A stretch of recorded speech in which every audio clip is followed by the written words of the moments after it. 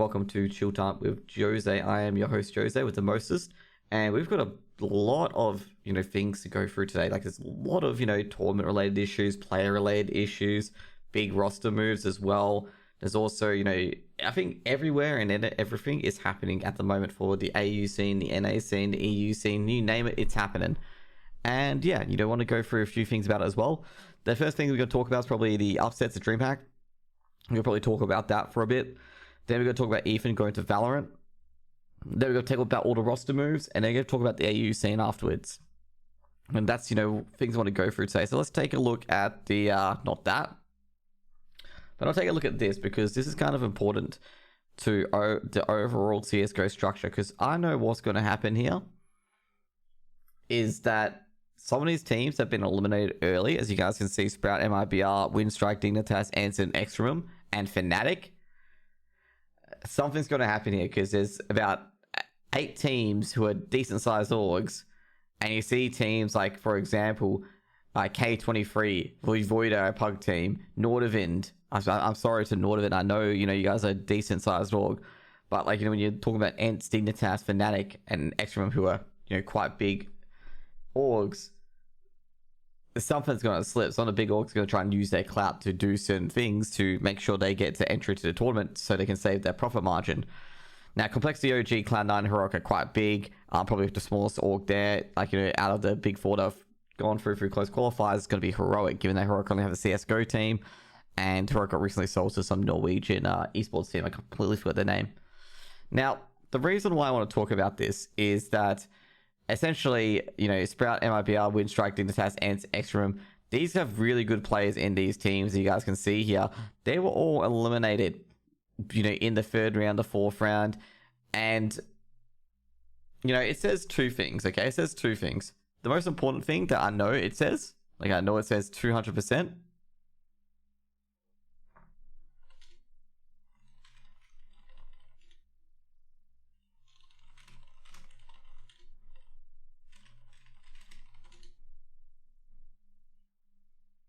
Yeah, it's just Steven and Caster. Caster just pinged me. Just wanted to know something. But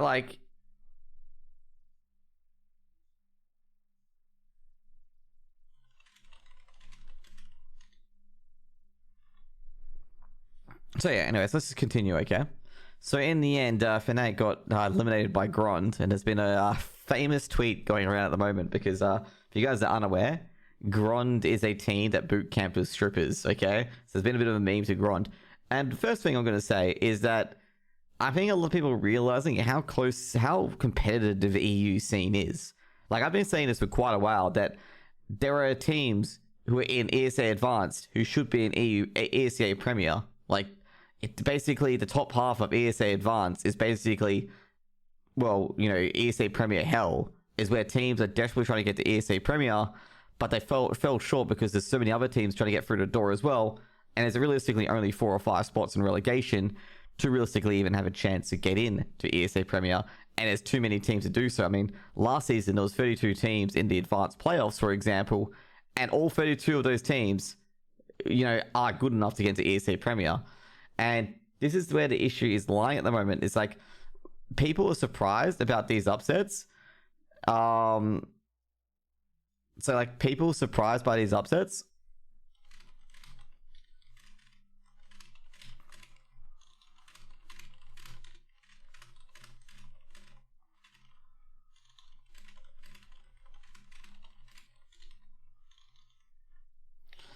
And, I'm not terribly surprised with these upsets. Sorry, guys, I just got a message. I'm just going back and forth. I'm actually not surprised about these upsets, to be honest. Grond has been very, very good in the ESA Advanced at the moment. They've taken down some really good teams. They took down Tricked and made them look like a bunch of pugs. I'm not terribly too surprised about some of these results. Like, some of these ESA Advanced teams on the day in a BO1 could take down these teams as well. And there was the usual upcry from Twitter being like, make all the matches BO3s. I'm sitting there going like, and make the open qualifier take 2 to 3 days to finish.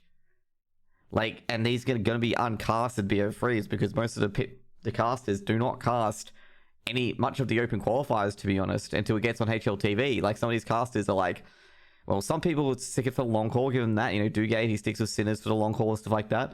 But some of these casters who are not really aligned with an org aren't going to sit there for it to open qualifiers. They're going to just wait for it to go on HLTV. And I feel like it's going to drag out. And you don't want these tournaments to drag out, because then the players will complain. Okay, like, do you want... They've already signed a thing where there can only be 2 BO3s in a day. Like, do you want... Like, seriously, guys, like, do you want... What do you want here? Do you want the players to get burnt out, or do you want the players not to get burnt out? Because if you force them to play about 3 or 4 BO3s in a day, then you guys be like, oh, they're playing too many BO3s. Like, guys, keep it a BO1 series. If these teams are so good that they can beat anyone on any map, let them have it, okay? Let them have it. And it's gonna, a lot of these things are going to happen when a lot of these top teams are entering BO1s in the online era, is that they're not going to be able to study 300 to 400 plus teams who are in ESA Advanced and ESA Premier on how they play effectively, okay? But at the end of the day, you're just going to have to stick with it, because that's what's going to happen. If your team's not good enough to be in the top 20 teams in the ESL rankings, even though it's as much as flawed as they can be, for certain reasons, well, you're going to have to go through the hard road. I mean, I think a lot of these players knew about it before that they had to go through a hard road. Mostly the people on Twitter who are complaining are not the players. They're mostly the fans. And they're like going, well, what about a lower bracket? I'm like going, then it takes even longer. Like, do you guys even think about it? Like, the players, I don't think the players will want to play 6 to 7 or 8 BO1s and then play, like a lower bracket potentially as well, where they'll have to play that amount. But either way, like, what I was talking about as well, like, to get off the tangent there, is that these teams in ESL Advanced are quite good. Like, they match up with the Premier and ESL Pro League teams on AIM. Like, they match them up with AIM and the strategies as well. And it's really, really competitive between these teams. And it just shows that EU have a whole depth of talent that really can be put on the world stage. And I wouldn't be surprised if they expand ESA Premier for EU to maybe encompass a 3rd and 4th group, given the fact that the top 32 teams... Like, the top 32 teams, let me just put it out there here now. The top 32 teams in Advanced could compete on an ESA Premier level, okay? With ESL Pro League spots, I'm not sure how they're going to handle that. Just have a big playoff, like a giant playoff, top 4 teams, round of 16, just do that. And trust me, relegation spots, a lot easier to handle out when there's 4 teams. So, you put the 4 bottom teams into relegation, into a battle, and also the second last teams into a battle. The biggest loser in the second last teams goes to relegation, and the biggest loser in the last 4 go directly to advanced. Like, it's very easy to sort out. And I think, ESA Premier would benefit a lot. Problem is, you have to double the casting. But what you can do is you can host them on different slots. Like, you don't have to host them on the same slot. This is kind of like a bit of feedback to Jacko, and hopefully it gets back to El Jacko. But I reckon you could put ESA Premier to 4 groups of 8. Now, what you can do as well, you can have, 3 slots, of timings. Have the 2100 slot for me. Just kidding, of course. 0100, 0300. Now you're competing with Relog Media, pretty much. So you can organize your times that way and have a lot of BO3s back-to-back. And now ESA TV can have 3 BO3s back-to-back, and, casters can make a bit of bob here and there. And I reckon that's pretty much a good idea. I know this is first season of El Jacko managing the entire thing, but I'm just trying to help him out, because he's been really good to me. Like, he's been extremely, extremely good to me. And I just want to help him out. That's what I'm thinking. I've got an idea here. It just popped up just then. 32 teams in EU ESA Premier, 4 groups of 8. The second last teams fight it out. The last team there goes to relegation. And in the bottom teams, all of them go to relegation, but the person who loses the most goes directly to advanced. So that's 4 and 1. And then you can do relegation that way. Now, you're alive. Thank you, Noobish. That's the best thing ever. Noobish like, lol, you're alive. Not hi, just you're alive, man. But anyways, how you going, man? How you going? So yeah, just thinking about that way from ESA Premier. I know this has gone off a tangent big time in EU, but that's what I was really explaining about in the Dreamhack Open Qualifiers. It's that it's really highlighted like how good EU is at CSGO, how depth of talent they have in that region. Like, when I was like saying all of this like a year and a half ago, that ESA Advanced is basically ESA Premier, wasn't kidding. I was not joking, because some of these teams can compete against the big boys. Good morning. So, like, I'm not surprised that teams like Sprout, MIBR, Windstrike, Dignitas, ENTS, not surprised about ENTS, to be honest. Like, ENTS has just recently got together. Like, Extremum as well. Like Extremum, you know, they've got to get it too. And, you know, even Fnatic, who haven't been playing that well. I'm not surprised these guys got taken out in the BO1 because the depth in the EU region is insane. And I'm just a bit surprised. Probably the biggest surprise I would say is definitely Fnatic being eliminated. I didn't see Fnatic being eliminated. I actually saw them getting through to the close qualifiers. Sprout, MIBR, Windstrike, Dignitas, and an Extreme. Yeah, maybe a bad one-off BO1 and they get eliminated. It happens. And as you can see here, like with the Dreamhack Masters Spring, like look at the close qualifier invites. 13th, 14th, 16th, and 17th ranked teams are the close qualifier. It's a stacked tournament. This tournament is completely and utterly stacked with talent. The top 12 teams have been invited to the main event. Just put it that way, okay? Like, it has to be the top 12 teams, given Heroic at 13 couldn't get a spot to the party. And I think you're going to have a great tournament of CSGO. Like, despite, you know, a few of these teams being eliminated early. Because you're going to have the best of the best. You've literally got the best of the best here. Everyone is in Europe at the moment. Minus, of course, AU, of course. Now, overall, like, there's been a lot of complaints by some people saying, you know, oh, Fnatic being eliminated, Fnatic should get direct invites and stuff like that. Don't buy a bar of it, to be honest. You know, you should be able to get through open qualifiers. I mean, you had to do it back in the day to get your career started in the beginning, you know, when you didn't have the handouts. And this brings to my second point of what's going to lead to. It may lead to exclusivity. Like, basically, you got a lot of orgs here who have some clout. You know, MIBR, Immortals, they have a bit of clout. Dignitas, they have a bit of clout. Ents, they have a bit of clout. Extreme and Fnatic, they all have a bit of clout. And they could start, you know, asking for things, being like, oh, can we be put down further down the bracket? Or, you know, can we, you know, make the closed qualifiers a bit bigger? So, you know, a lot more teams go in and, you know, teams can go further. And I think what's going to happen is that, you know, exclusivity is going to really rise up from this, because this is kind of an event where a lot of players, a lot of people are absolutely shocked that, like, a lot of the big names have gone out early. And, you know, like, for me, I'm not too shocked.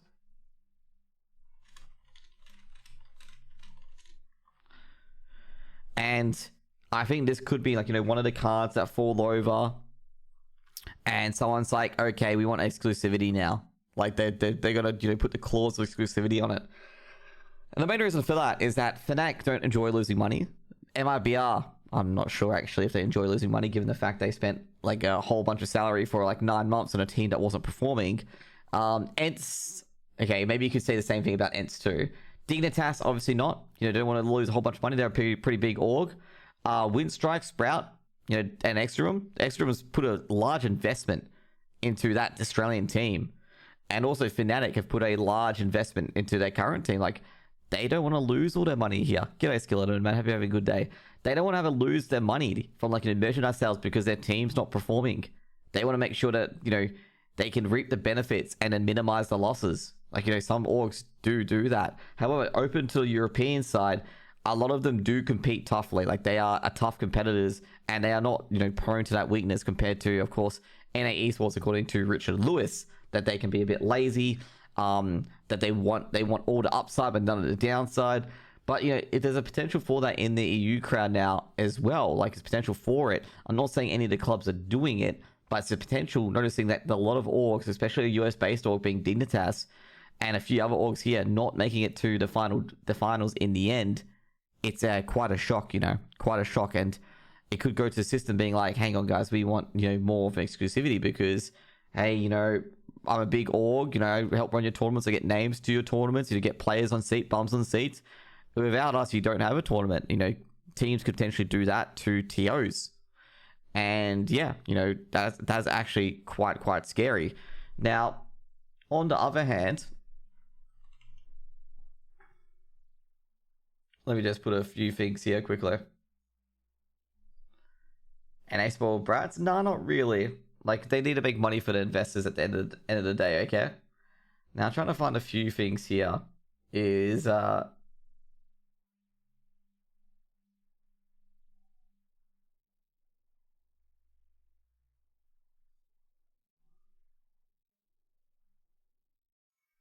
trying to find one of Hayes' tweets for the story as well.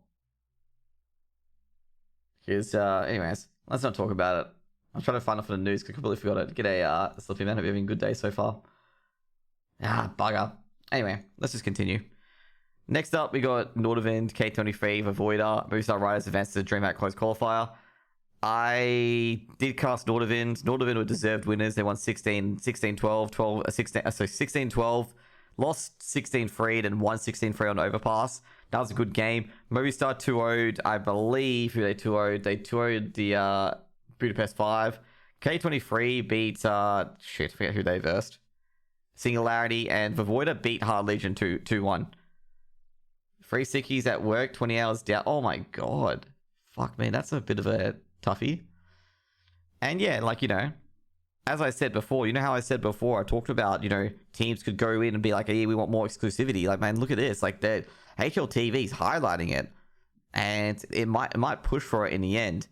And so close qualifiers are going to be Complexity, OG, Movistar Riders, Nordavind, Heroic, Cloud9, Voivode, and K23. Now let's go to the NA side. So the NA side, not many upsets, to be honest, because all the NA teams, the top NA teams, are in EU. And it's just Triumph, Funny Deer team, and High Coast going for the close qualifiers. They'll take on Bad News Bears and Extra Salt. I'm going to say either Bad News Bears or Extra Salt is probably going to be a team that qualifies, but let's just get onto the a bracket to like talk about it. So overall, I expect Heroic to qualify. Like, I'm going to say Heroic's probably going to qualify today. Like, Heroic will be the team today that will qualify by after their second BO3. Looking at the group here, like, I don't think Heroic have anything to be worried about, given the fact that Heroic did pick up, you know, they pick up Refresh and Sejush, arguably two good riflers to back up Tezes and Stavin and Storm, sorry. And I reckon that is going to, like, even though Voivode do have Ma, who's a very, very good AWPer, and a few other people in here, I just reckon, that Heroic should be able to cleave out Voivode in the end. Should be a quick 2-0. And whoever they verse out of K23 or Cloud9, they should essentially slap them to the side as well. Now, we got the other side of the roster here. We got OGV Nordavind, Complexity v Movistar Riders. And I'm actually not sure who's going to make out of this one alive, to be honest, because OG haven't got their fifth yet. You know, Nordavind have played pretty well. Nordavind is deceptively ranked 113 in the world in HLTV. I reckon this is completely and utterly wrong. I reckon they're definitely in the top 30, Nordavind, given how they've been playing. Then you got Complexity versus Movistar Riders. I reckon Movistar should win this. Like, Movistar can win this, but overall, it'll depend on a falling Complexity and a rising Movistar Riders. And I reckon for this group here, I reckon Movistar Riders will qualify. Like, Movistar Riders will probably qualify tonight. They'll beat Complexity, and they'll probably be a close one between OG and Nordavind, whoever makes it there in the end. Now, on the NA side, I expect Bad News Bears and Extra Salt to get to upper finals. And I probably expect either the Bears or Salt to... I'm not sure if they can qualify today or tomorrow. Actually, no, they have to qualify tomorrow, actually. And I think that's what's going to be. You know, they have to wait tomorrow. Overall, I think Bad News Bears and Extra Salt should be an upper bracket final. And that's my opinion there for the Dreamhack, you know, masters of, you know, teams that are looking good, teams that are not looking good. And I feel like the close qualifier teams are actually quite weak. Like, I feel a few of them are quite vulnerable to being knocked out by some of the open qualifiers team. G'day, Luminous, man. What's up? And Noobage. I managed to do 28 years. This one called the sick. No way I was like busting my ass off. Damn. Help my mage gear so I can come to Heroic. Well, Luminous, I'll tell you something, okay? Ouch. Okay. Anyway. And Jose, happy early birthday. My birthday's on the 15th of March, but yes, it is quite early, actually. I actually remembered one of my friends wished me happy birthday. One of my friend's mothers, actually, wished me happy birthday on the 6th of March. And I'm like going, sheesh, you're getting it early, aren't you? And she's like, yes. Yes, I'm getting it early. Like, you're just trying to beat everyone else, aren't you? I'm like, she's like, yes. I'm like, I know.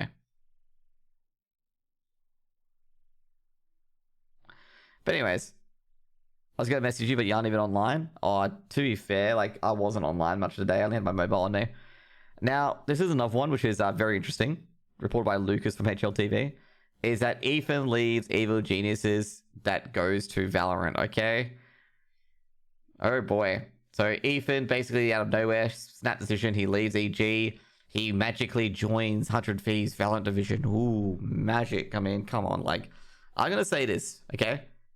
Ethan, like, you magically joined the 100 Thieves Valorant Division, and people, okay, I gotta be honest with you guys, and people not suspecting you that you've been practicing for Valorant on your off time while you're EG getting paid a wage, it doesn't sit well with people, okay? Like, it doesn't sit well with people who are in that org to your teammates who are trying, and you're off the side practicing with the 100 Thieves Valorant team. And I'm gonna say this now, it is kind of obvious Like, it's kind of obvious that you may have been doing this because you've been playing the game and there's no proof of it. I don't think so. I don't think there's any proof of it, Ethan practicing with the 100 Thieves Valorant team. But if anything gets out from your teammates saying that, hey, Ethan was skipping practice and stuff like that, and you were playing Valorant at the time, that's going to look really, really, really bad. You're playing another game with another esports team when you're contracted to an esports team to play CSGO. I think, like, the moment when you didn't enjoy CSGO anymore, you should have immediately left EG to have another person come in my opinion. You should have not done that to your team if that's the case, but we don't know. We don't know that's the case. But yeah, he went to Valorant, and the reason why I say this because, so he basically moves to Valorant, and, he's going to go straight to 100 Thieves, which is basically, I'm going to say now, something stinks, okay? Like, something stinks. Like, a player moving to Valorant, like, right away and joining 100 Thieves. Like, I think something's been in the works there, to be honest. Like, yeah. Anyways, so Richard Lewis tweeted this. So, Richard's like, when many CSGO pros are dividing their time between practicing that game and Valorant, so they have an out, it's hard to respect them as competitors, okay? So the thing is, what he's referring to, okay? He's not saying that, NACSGO can't play any other game, because this is what I interpreted as. I said, like, he said this. He's just said, it's kind of hard for pros dividing their time between practicing their game and CSGO and then going to and practicing Valorant. So if CSGO fails, they can go to Valorant. He's just saying that, if you're doing that competitively to go to Valorant, to have an out, it's hard to respect them as competitors because you're not putting your full effort into the one game. Okay, like you're playing, it becomes a self-fulfilling prophecy that CSGO is going to fail, and then you can go to your out game. Now, this was actually in relation to a tweet from Hazed, okay? And not relation to Ethan, and also Ethan responds to it, okay? And he basically said, are professional players of any game not allowed to enjoy other video games? And this is what I said earlier. He completely outs himself. He basically outs himself, potentially. That he puts in a kind of frame of mind that Ethan may have been playing Valorant when it was for EG. And that's not a good look at all, to be honest. And a lot of these people completely missed the point. Like, you can literally see people missing the point here. Left, right, and center, okay? Like, people completely missing the point. Like, you can see here, like, this guy missed a point. Ethan missed a point. Like, a lot of these people missed the point. Richard wasn't talking about people playing Valorant, let's say they played 6 hours of CSGO. People playing Valorant, yeah, that's fine. He's talking about going to Valorant and practicing with teams and then playing your CSGO with your team who you're being paid by, and then being like, you can't be trying to practice for Valorant and then playing with your CSGO team and skipping prac on that to go and have your out. He actually talked about it on Behind the Numbers as well. Not Behind the Numbers, sorry, on his own stream. That he was talking about that it's a self-fulfilling prophecy. Is that if you're thinking you are going to fail in your first game, you are going to have that out already there. That out is going to be your new game. And that's what he's saying. He's saying you're better off being honest with yourself and saying you actually want to play the second game instead of being, I want to play CSGO just in case it fails. I'll go play Valorant instead, okay? You're going to love my birthday present having it made for you? Dude, I actually can't wait for that, okay? Like, I've never received a gift, actually. But anyways, you can understand what I mean here. So, it gets even worse, okay? It gets even worse, okay? Now, this is Ethan's performance. And then it goes down just in December. In March, okay? And it looks even worse. And it, look at that. Like, that's a massive drop-off, okay? Massive drop-off from Ethan. And this is why it's a big stupid thing for Ethan to respond to this, because Ethan has literally potentially let the cat out of the bag that during this period here and here, that when he goes downhill, it looks like big time. We can't say it is because it's alleged. That, okay. Yeah, I understand it, Division. I really appreciate it. But you can, see here?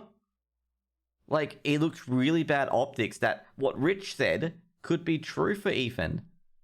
And I think it's very diabolical for a person on a tier 1 or tier 2 scene to kind of do this to their teammates, to be honest. To not do the prac, to not do the DMing and stuff like that. And, you know, I reckon it's an awful thing to do, because it's like going to a raid and, like, you don't have consumables, you don't have enchants, you know, you don't have your potions, you don't have your flasks, and, like, it's going to a raid like that, and then, like, you're letting 19 other people down. Like, this is what the kind of thing is. If you're not, you know, putting your full effort forward, you are being rude to effectively 19 people who have put in the full effort. And that's what Rich is talking about. Is that, you know, you don't play two ways effectively. And it gets even worse, because all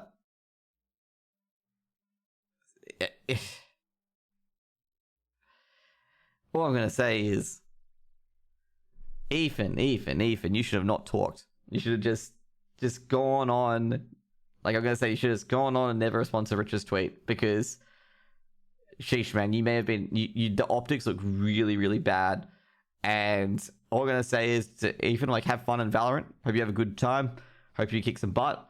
But learn this for next time, is that stick to your current game, okay? Like, if that's any kind of true, stick to your current game. Do not practice for another game on the side, because that original game that you're, you know, the org is paying you to play professionally, you are going to fuck that one up, okay, if you're practicing for another game, because your mindset is a mindset of failure on that first game, okay?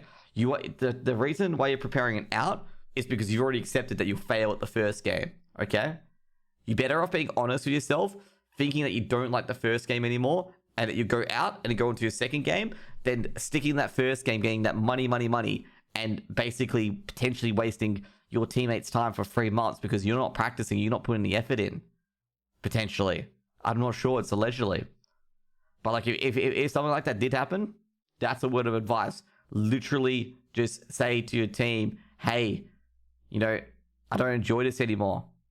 And, you know, just break the contract there and then. Do not, you know, do this kind of way where you're practicing under the table and then suddenly out of the blue, you know, you've left the team. Next up is this. Is Obo joins Evil Geniuses. Good replacement. So I think it's a very good replacement, to be honest. Obo is very good. Big ceiling. Big skill ceiling. Good choice. Zeus is a coach. This team is going to go places, okay? Mark my words, Evil Genius is going to go places. Probably going to be the top team in NA if Liquid don't fix something fast. And the least I can do is, ironically, I've followed you for almost a year. And believe it, no, I've not seen it face some hard times, so I think you should at least do. Oh my god, it's still half asleep. Alright, man. I got what you said, okay. But overall, big pickup from Obo. And I can see why Complexity was so upset, because they're going to lose Obo to a competitor. And that means Obo is going to come back to Europe. So that's interesting, because Evil Geniuses are currently in Europe. Next up, Heroic. This is like the most confusing thing ever. So let's go to the first one. So first piece of news, you get Heroic bench BoRub and Nico, which was the most confusing move, considering that Nico was one of the better players, which is very confusing. And BoRub was understandable, considering the pick up Sashush and Free Fresh, as you see later. And this came straight after last week's Chilltime. So yeah, so basically they were benched, they did it immediately, and then yeah, it was at 8 PM after I finished Chilltime. And then they pick up Sashush and Refresh. This is probably Mad Lions, because Mad Lions lose, or of course Mad Lions do bench their entire team as well. Like sheesh, like damn, like they picked up Refresh, Sashush, the entire Mad Lions shop to Riflers. So that's a rip. And yeah, I think Canadian will be so happy about this. They've got 3 Riflers now that are amazing. And now they've benched Roy and Hooksy, Mad Lions, just with TMB. For Mad Lions at the moment, I just don't see a way back for them. I honestly don't. Like, I don't see what sort of team or what sort of players they can really build around, because they've just offloaded their 2 best riflers to Heroic. And they've benched 2 other riflers, so I'm not terribly too sure what Mad Lions are doing. I don't think Nico was a good move. Yeah, I was actually surprised in Nico, to be honest.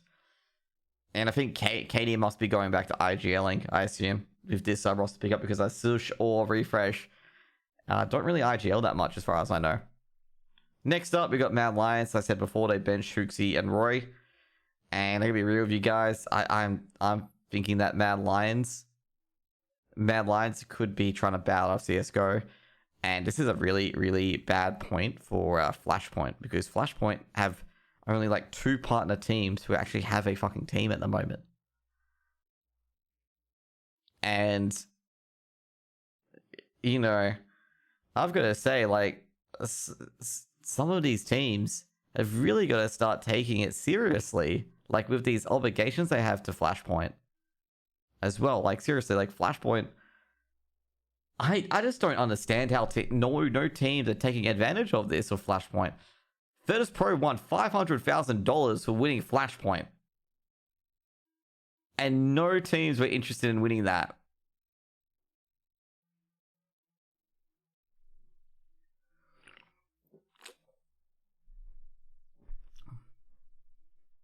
I have no idea. I have no idea if Flashpoint's going to come back to for Season 3 either, to be honest. They have Foreign quit as creative director, so that ain't looking good. I know it's not Toby too. Then again, Foreign does walk out on a lot of projects. He does walk out on a lot of projects. It's not like unforeign like for him to walk out. But yeah, like, you know, this is really concerning for like Flashpoint. And not to mention that, like, the CSGO scene isn't working together. Like, Foreign voiced his frustrations with CISPA and the players so much. Like,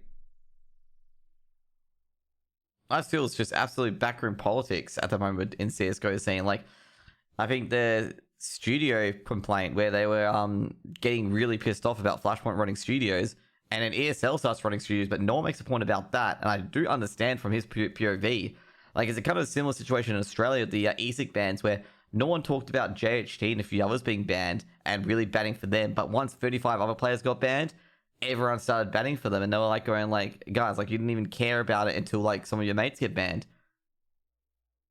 Like, that's pretty much it. Like, that you guys could have really nipped this in the bud a lot earlier and probably prevented it in the first place. To be fair though, with the Australian situation with JHT, they did admit that they did it. Like, they did admit, the first 5 did admit that they betted. Okay, like, they did admit about that, betting on themselves and stuff like that. So yeah. And yeah, like, it's you know, there's been a lot of hoo-ha with Flashpoint and with a lot of other teams and CISPA and stuff like that. It's been, let's just be real, it's been a rolling goddamn disaster in some areas for Flashpoint. Like, goddamn rolling disaster for a lot of the teams who are signed up to be partners, and barely any of them have a functional team. And like, when things were asked of by, let's say, Foreign and the tournament organizer, nothing was actually being met. Okay, from the background course, according to Foreign. Okay, and like, Flashpoint has some real potential, and I have no idea why certain teams didn't pick it up. Like, seriously, $500,000. Virtus Pro won that tournament pretty much from the open qualifiers. I mean, that's free $500,000 and put in a kitty. That's like probably a player's salary potentially every year or a year and a half. I mean, a lot of teams gonna really take the prize money on. Like, a lot of people like complain about not having not having a wage or anything like that, and they're not taking advantage of Flashpoint, where Flashpoint was effectively a tier 2 tournament, other than Virtus Pro and a few other teams and OG. Like, it was effectively a tier 2 tournament. Like, the only thing that really troubled Virtus Pro was OG, and that's it. Like, the VP just stomped through Flashpoint. As I said, you know, that VP were going to win it. VP is going to be a top 5 team. But we're not talking about the VP being a top 5 team after Gambit beat them to 3-1, I believe, in IM Katowice. Next up, we go for Triumph, and I've got to say, Cynic being added to Triumph roster, 100% agree. 6 heal drop, back to Rebirth. And yeah, got to say, this is a good pickup. Cynic was very, very good in Recon 5. He was actually a very, very consistent fragger. In all of Recon 5's map, it was always Cynic, like, you know, being at, you know, top ADR for Recon 5. So I feel really in the end that this is probably a good pickup. Good pickup for Triumph to pick up Cynic. And yeah, you know, Recon 5 probably looking for an extra player at the moment. probably be pretty easy to find them for an extra player. Gotta give heads up to Triumph that Triumph is still trying in the scene. And also as well, there's a bit of trash talk on today between Recon 5 and B Wills from Triumph. And Carson from Recon 5 made a joke, not Recon 5, sorry, from Rebirth. Obo got signed by Evil Geniuses. I already gone through that. A funny joke came on today. Is about, I think it was Rebirth versus Triumph, and Carson from Rebirth puts in chat, B Wills, looks like you might have to install Valorant. You're not good at AWPing, you're not good at riflings. GG, better start installing. And I was sitting there cackling, like being like, damn, that's a mean line, because Rebirth were up 9-2 in Inferno, which ironically they lost 16-2 in the 16-9 in the end. And I was sitting there, that's some pretty good bans. And then B Wills puts it to Twitter at the end of the series where Triumph win 2-1, being like, oh, Carson, your team sucks. Might have to go to Valorant. Start installing now. Not good with AWPing, not good with smokes, not good with winning. GGs. And I'm like sitting there going, oh damn, that's an absolute ban. It's like it's actually some good banter there, like really getting to the heads of the team there. And obviously it's a complete difference between let's just say some of the Valorant players. I'm gonna be honest, like if you guys have seen the Valorant players' issues with what some of the casters and the commentators said, I am sitting here being like, I've said way worse about some players potentially, and I've seen way worse said about some players, and the players don't really react too much, okay? Like, I'm a bit embarrassed when I see a person getting a bit angry because they had the on-screen cast had a bit of a joke about benching a player because, the guy, and I think it was I'm trying to think of the female who was involved in it, because she said, oh, should we bench this guy then, because he said the 4 other people were solid. And it's a kind of a joke matter, joke, not actually real. And then that player complained on Twitter and try to get their following to cancel this female analyst who was just joking, and it was clearly obvious that was joking. And then there's another one saying that that they looked complacent. Like a caster said, they're looking complacent at the moment because they're losing some rounds that they should pretty much close out. And Android responded saying that we're professionals here and stuff like that. I'm going, dude, the caster's there to build a storyline. Whether the storyline's true or not, as you may have lost 2 rounds in a row on Valorant, and you may have lost rounds that you had won a harder round before. They're just literally saying what they're seeing. Okay, it might not actually be true because they can't mind read. So I think some of these players as well, I know this is off topic, I think some of these players who complain about casters really should think about their own game, okay? Really should think about their own game and not what the caster said, okay? The caster doesn't know, the caster can't go into your mind mid-game and imagine what you're thinking, okay? They can only speculate, okay? As it speculates wrong, well, you know what's wrong, okay? You don't have to complain about it, because they don't know. Honestly, 90%, 99, 95% things in life are miscommunicated, okay? My words right here could mean completely something else to what I want them to mean. And I think, some of these players, really should just back off of what the caster's saying, okay? Not stand at the feet when a caster doesn't say that they're the greatest player since sliced bread. Some casters are going to say some players are playing pretty shit at the moment. I've even said in one game, I think it was Caught Off Guard lost 2-0 to Silix, and Caught Off Guard looked absolutely putrid. And I said Eddie didn't have a good game, Doggo didn't have a good game. Did Eddie and Doggo literally light torches and say that I'm a dickhead? No, they say, yeah, I did have a shit game. They did say that. They straight up said, yeah, we didn't have a good game, that wasn't ideal. They said, yeah, you're kind of right there. We didn't have a good game. They played a lot better. And also, even the Silix guys said, yeah, we expected more from Caught Off Guard. They didn't have a good day at all. Some of these players, I think a lot of the AU CSGO players are a lot more mature in their own development on CSGO than some of the players in Valorant at the moment. Okay? Let's go up next. ESL Pro League talent lineup. This is a very good lineup, actually. Stunner. I actually love Tracer's work. Stunner's a really good desk host. So, yeah. You are a dickhead. Ouch. You got Yenko, Pimp back as analyst, Machine, Sponge, Harry, Hugo, Frankie as interviewer. You can't ask for a better setup than that, to be honest. Honestly, you can't ask for it. And not to mention that Sponge can always go back into analyst seat if needed as well. He's a bit of a character. And Sponge is essentially a flex role. Like, he can even do analyst, desk host, he can do everything. Like Chad, he could probably, like, just basically be a commentator, be like, get out the seat, become a analyst, then get out of the seat, become a desk host. You could, like, just transition between all three roles and run to the other part of the set. OG in talks over Nico. I reckon OG will pick it up because main reason is Nico is quite a good IGL, and also MBK's, he'll probably, not overshadow, but take over that role that MBK was really doing for OG here, because as you know, MBK was benched in the end, and I think OG will pick up Nico in the end. I'll just say Hugo and Harry, my two favorite casters, they are really good. Yeah, Hugo and Harry are quite good. The only cosmetics here is that probably to Scrawny and Launders.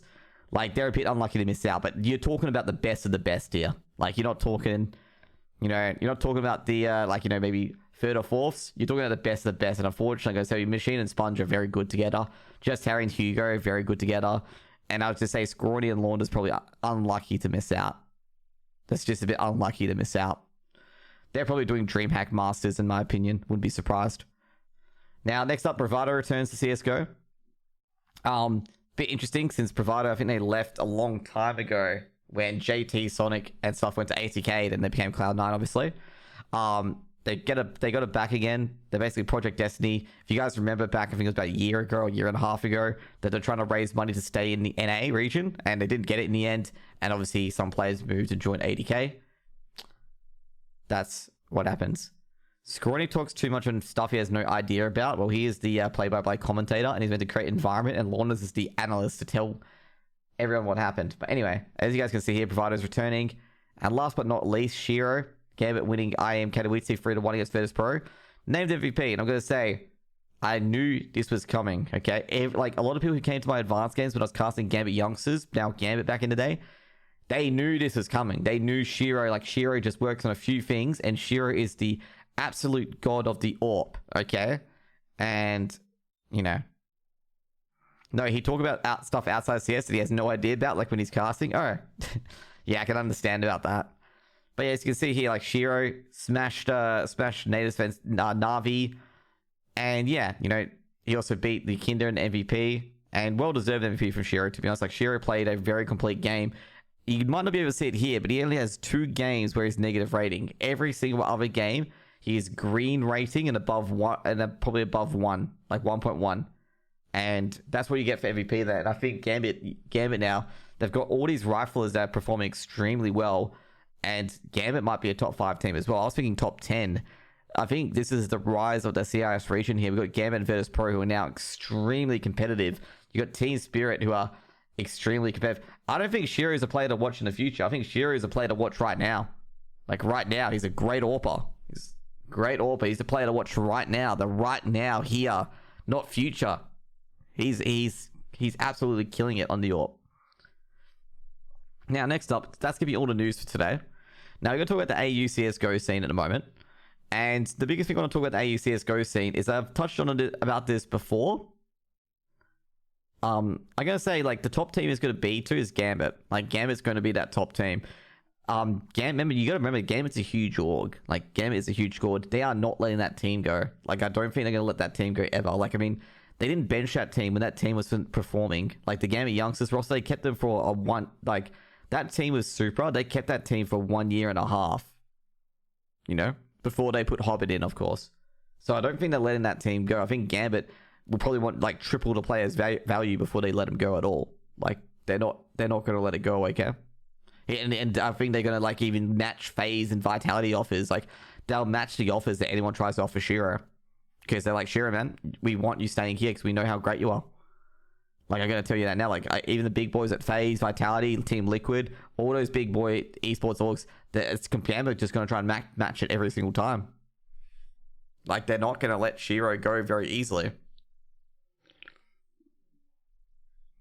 I don't think Gambit have that much money. Dude, Gambit are a big org.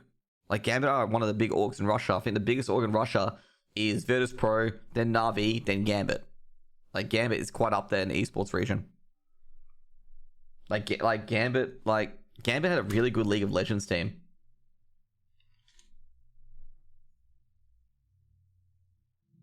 Like, let me give you an idea. Like Gambit do have a lot of money essentially. Because they still have I think they still have their League of Legends team in the end. Yeah, they do still have their League of Legends team. Like Gambit, like were big, like really, really big in League of Legends. And I feel like Gambit will probably match a lot of these teams' offers, and I think a lot of teams will be scared off by it. I'm going to talk about the AU CSGO scene. Now, I did a few interviews with a lot of the players, as you guys may know. Well, not too much, to be honest. I only did interviews with 5 players, realistically. And you guys can see, like, we're going to talk about... Well, not going to talk too much about ESEC. I don't want to talk about the legalities of it and stuff like that. Don't particularly care of it.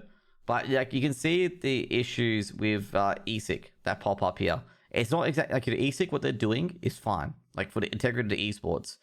What they're applying it to could be a bit different, okay? Because they're applying it to a scene where there's no full-time professionals in the Australian CSGO scene. We talked to all those players there, okay? Did any of those players ever say they had a full-time job other than Vexite? Actually, no, not even Vexite, to be honest. Did those players just have a full-time job in esports? Like, this CSGO was their ride or die. I mean, TJP, he's gone to cybersecurity, so he's off the list. Vexite, he's in school. Off the list, not full-time. Who else? Fiend, starting to become a financial advisor. He's off the list. Like, Badonka. Badonka's, oh my god, the donk. I know Mega 2F is on the scene because he's doing engineering. Like, he's doing his last year of engineering and he's thinking of quitting altogether. Who else? It's Badonka. I'm trying to figure out what Badonka does. Oh man, I forgot it. I think it was like, it was commerce or something like that, wasn't it? I think it was accounting. Maybe? I'm not sure for Badonka. But you can see, like, a lot of these players, like, you know, that I've interviewed so far, that... Well, I've also interviewed Zerts as well. And I think Zerts was one that's, you know, he's got a... Oh, fuck, I'm forgetting what Zerts did. But, like, he isn't even full-time esports. Like, you can see, like, a lot of these perspectives here in the AU CSGO scene is... There is not many full-time paid professionals in the Australian CSGO scene. It is not a fully professional league. Like, I'm going to say it's semi-professional at best, amateur at worst. Like, these players aren't playing for money. Like, they don't get a huge wage and stuff like that. Now, I'm not saying what ESEC's doing is bad. ESEC's doing to make sure the league's integral, okay? It's a professional league. ESEC is a professional league for, you know, Australia. The Australian players got to realize that, and I think they know that now. But I think what you guys got to understand, like the ESEC's got to understand, is that in the EU and NA scene, a lot of these people are playing full-time professionals in their respective premier areas, okay? Like, they're playing to become full-time professionals, so haven't all picked them up. In the AU region, I think there's only 4 teams, realistically, that pay a living wage, or maybe, not 5, though, because otherwise, you know, I'm not sure if Paradox is one of them. But there's like only very few teams in the ESEC Premier that are paying even close to a living wage. Even it could be semi-professionally too, because Richard Lewis alluded that Greyhound, now Renegades, don't pay a living wage. They're semi-professional at best. You know, he knows their wages apparently, I'm not sure. But like, this is what I'm realistically saying is that ESEC, I think one thing is discussions are being made and progress is being made as well. And I think with the AU scene overall, I think a lot of these players, like they don't understand that professional aspect because they think it's a semi-professional league. It's one of those amateur recreational leagues where it's just like, you know, we're just playing to have fun essentially, okay? They've only just realized, hey, wait a second, this is a professional league and there's integrity involved, and they're like, oh, we didn't realize that, okay? Like, they weren't taking it seriously because they always had our stuff on the side as well. Like, they thought, you know, it's like a Saturday night basketball league, essentially, like, you know, at your local rec center. And that's what I'm like, why I've been like trying to advocate to like, you know, maybe all the players that, you know, that had 12 to 24 months because they bet on other events, have their things go down to 0, keep the censors there. So if they do muck around, resuspend them and add the additional payment onto it. And like, that's pretty much it because they won't do it again. Like I can tell you now, a lot of these players won't do it again. And there's a lot of like points of view you got to really take in consideration in the AU CSGO scene.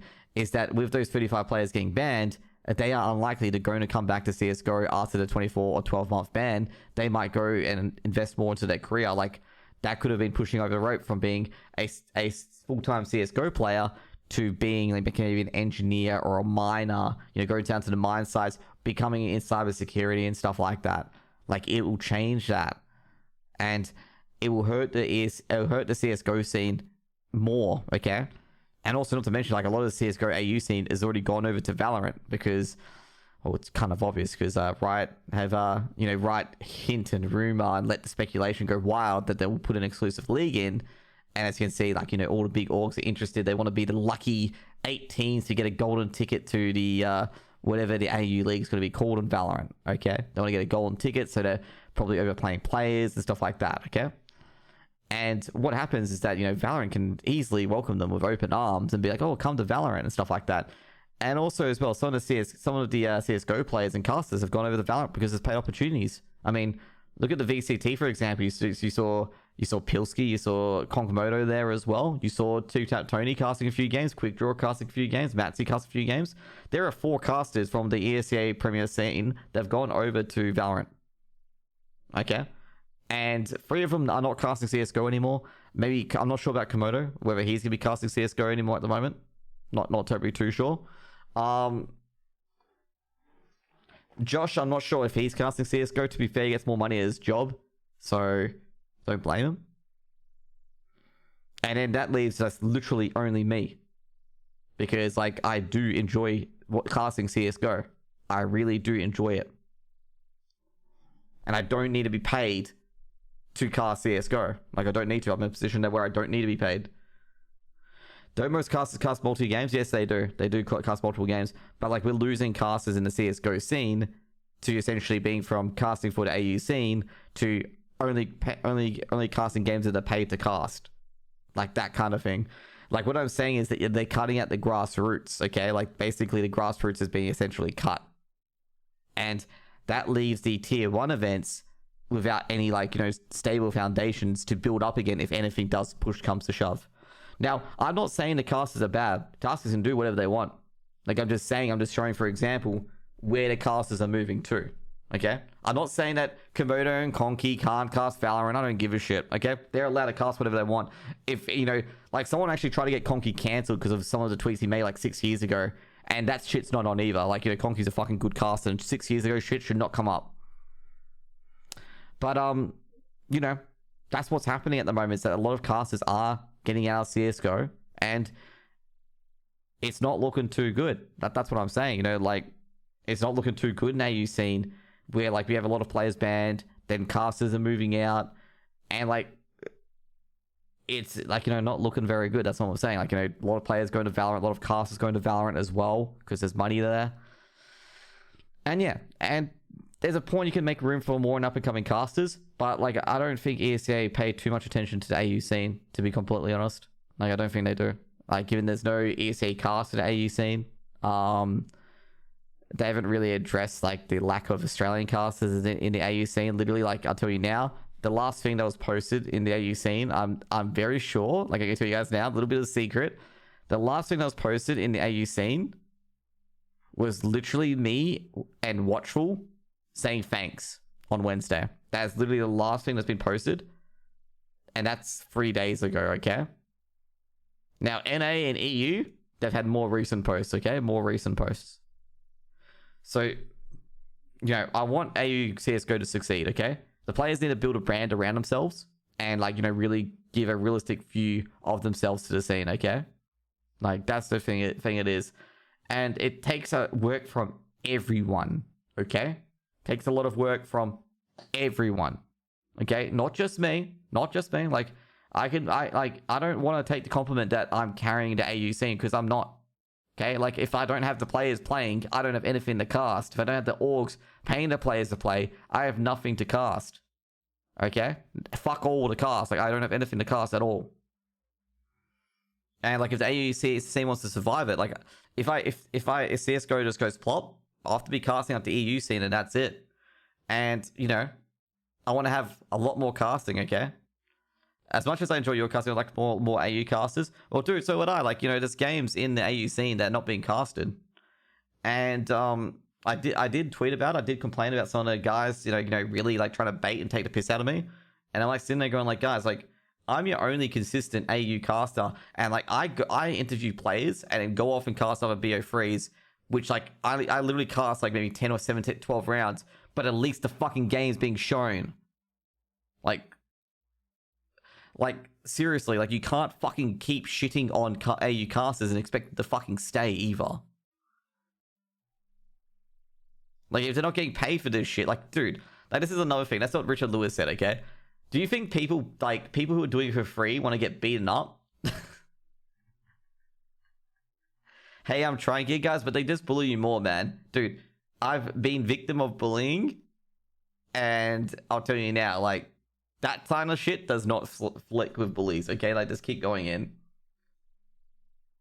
But yeah, that's why I just tweeted out that tweet. I'm just like, guys, if you guys want to keep, you know, if you guys want to keep saying this, like, pretty much what's going to happen is you're going to be like, oh yeah, see you later, guys. Oh, where's your English casters? Oh, that's right. You started to be mean to them a lot more often, and where do you think they went?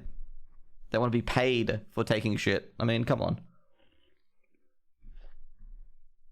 And yeah, like, you know, I sent out a blank warning. Did not want to name them. The reason why I did not want to name them at all is because it's just like, hey guys, time to change your tune. Give a chance of redemption. Like, change your fucking tune.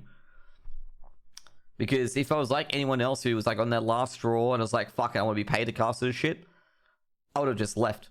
Like, seriously. Just would have just left and be like, yeah, fuck it, do it yourself. It's like, seriously, like, do it yourself. And yeah, like, that's the end of the day. Like, they gotta realize, like, you can't keep doing this to people. Like, if they go down somewhere else and there's money and there's games they're interested in, they're gonna go for it. And not to mention as well, like, if a caster is making more money than they are on their own personal stream and then getting shit while they cast, like, you know what's gonna happen, right? They're just gonna turn on their own stream and fuck casting, man. No, I'm not going to quit Noobage. I'm just saying there could be a person that the next person they give shit to as a caster could just up and quit and be like, fuck it, do it yourself. I'm just gonna, I want to get paid if I'm gonna take shit from the audience. That's what I'm saying. I'm not saying I'm not quitting. Not quitting at all. I'm just saying if in a different person's frame of mind, that could be going through their head. Okay? And like, let's say for example, like, there's a lot of casters I know. There's one caster in StarCraft 2 that I know. I think I've named him before. He stops casting StarCraft 2 to just do his personal streams. He is playing with fucking Hafu in the Among Us lobby. He is getting more subs than he'll get paid casting StarCraft 2. Okay? He's made that transition. Like, he's probably one of the best StarCraft 2 casters that StarCraft 2 have less while they're dying and flailing or whatever. Because they get like $100 for winning a tournament, which is sweet fuck all. Like, you know, that's insane, okay? Like when a caster gets to the point and you are giving him shit and not helping him out, and then he's just like, oh, I'm just gonna, you know, do my own content. I get more money that way. Like, that's it, you know? And then the people like Surprise Pikachu Face, guy who did like tournaments for free, has suddenly changed and realized his own brand makes him more money than fucking casting StarCraft 2 tournaments. It's like, Surprise Pikachu's face, like, that's what's gonna happen. And not to mention, like, he was getting shit from the StarCraft 2 Reddit for literally no fucking reason. Like, he posted a meme and they banned him for memeing. And it's just like, dude, your entire scene is built on memes. Trust me, like, you want the memes to be the scene so everyone think it's fun and exciting, not just full professional claptrap.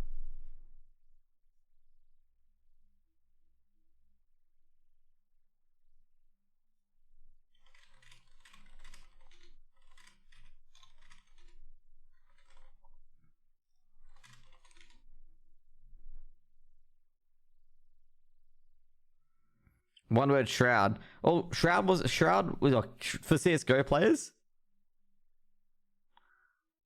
Like, Shroud, like, obviously is one of them as well, where his brand's bigger than the team. Courage as well. Like, you know.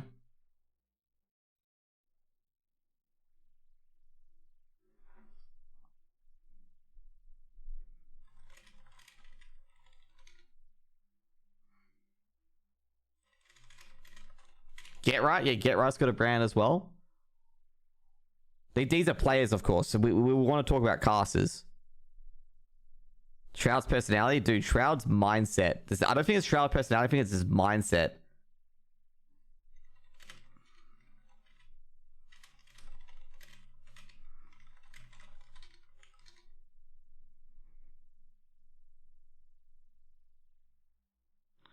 But yeah, like Shroud's mindset's really good. Like it's a really esports professional mindset.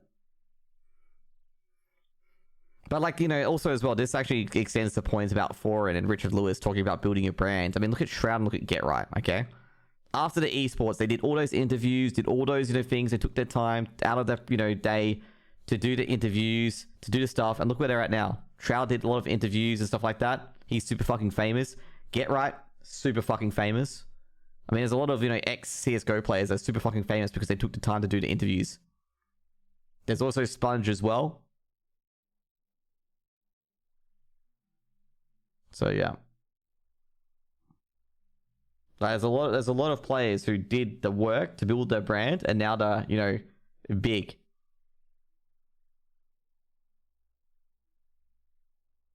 Like, anyways,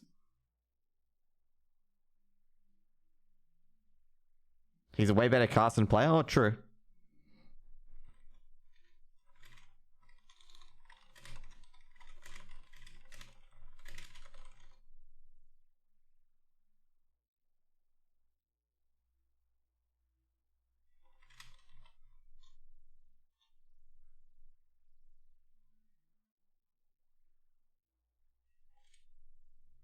I reckon Shroud would be still school on his players these days. Yeah, he probably would. He's a very good player. Very good FPS player. Now, what I'm talking about overall, this is mainly to the players at AU scene, is take those interviews, okay? Now, officially, what I'm going to say is that Ricky, he's doing a good job at building his brand. Like, Ricky's doing a very good job. He takes a lot of those interviews. But Donker's quite good at it. Okay, he's taking a lot of those interviews as well. Vexite's got to work on some of his interviews, okay? He can't shit on Brace 100% of the time like he did last time. But Vexite's 16. You got to realize Vexite is 16 after all, okay?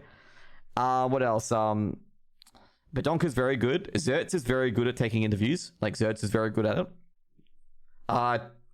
Mega's pretty good as well. Like, a lot of people are very good at interviews other than Vexite. Vexite's got to work on a few things. He can't shit on... He was good at the start, but like shitting on Brace might be a bit too much, okay? But anyway. That's just from me, okay?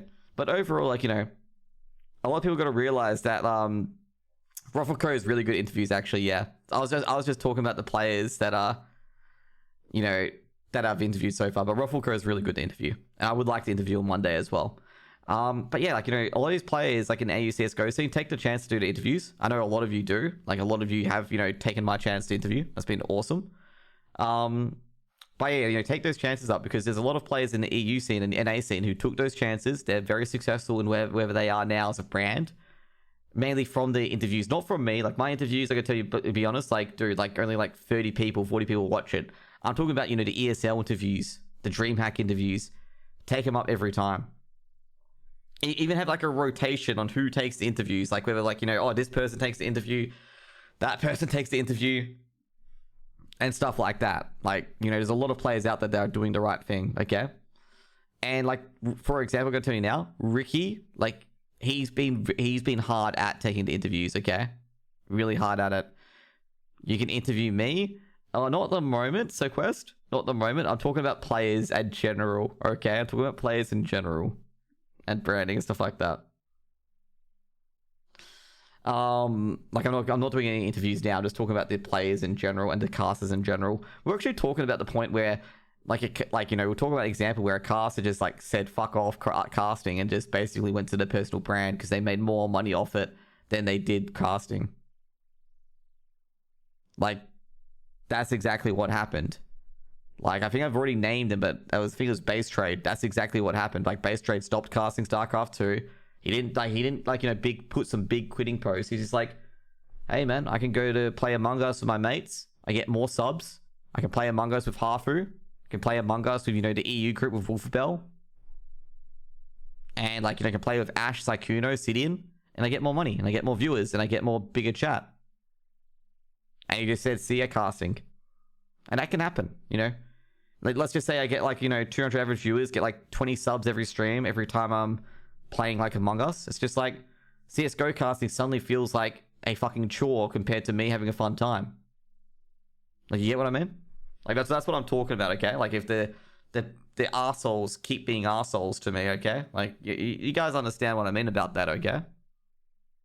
Like, I'm not saying I'm quitting, not saying anything like that.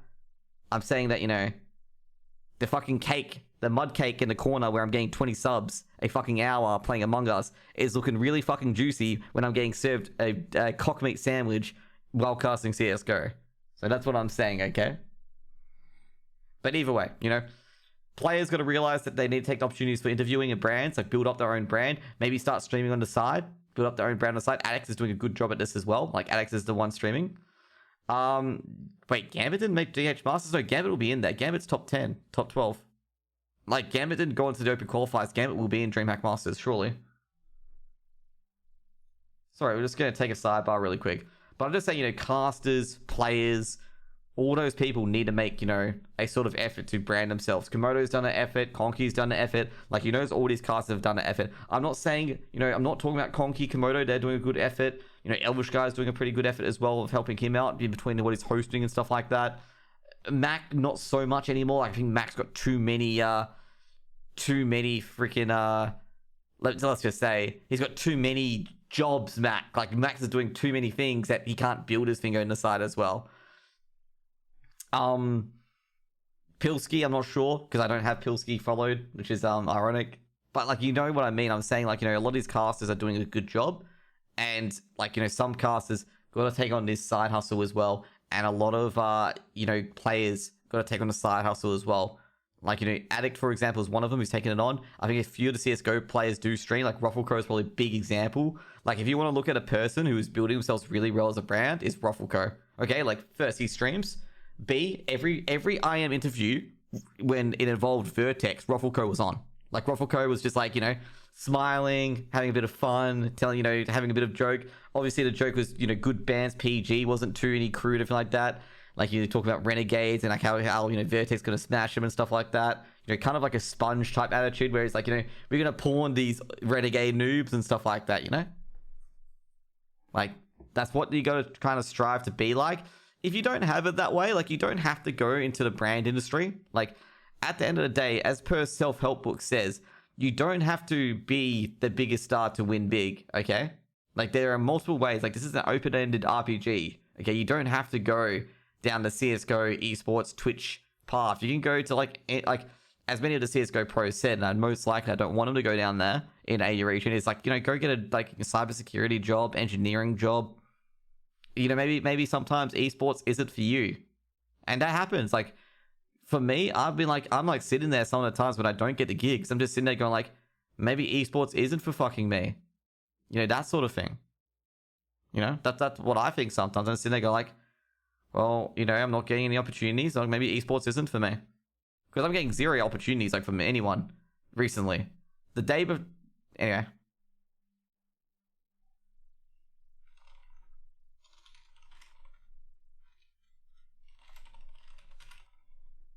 But anyway, that's going to be it for chill time for today, okay? Glad to have a big discussion about that. Don't tell me, like, everyone's come in, like, hearing me rant and rave about that. You're starting to sound like dust? Well, I'm going to tell you now why I'm starting to sound like dust. Because the fucking truth. Okay? It's the truth. That's what I feel like, definitely 100%. Like, I do kind of feel that way. Like, that maybe, hey, esports might be not the way to go. Because, like, I've tried my best to put all my effort to it. And sometimes, you don't get a bigger result. Because it's just like, it happens. It's just like,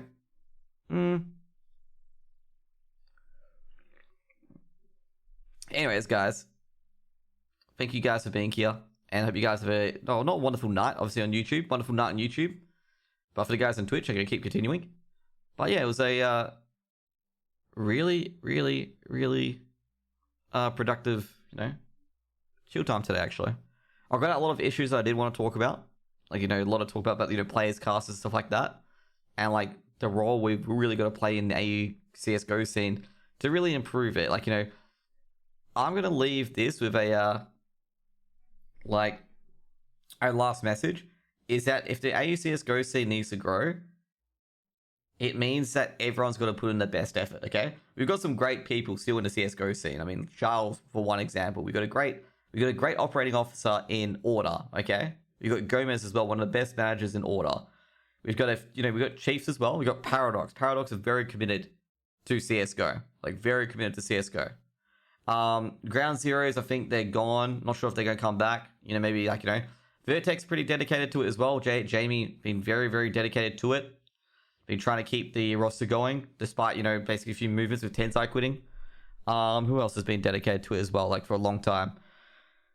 Dire Wolves, they're probably just new to the scene. We'll see. It's to be tested, really, with Dire Wolves, given that, you know, Vant no longer exists. Trying to think of the other teams.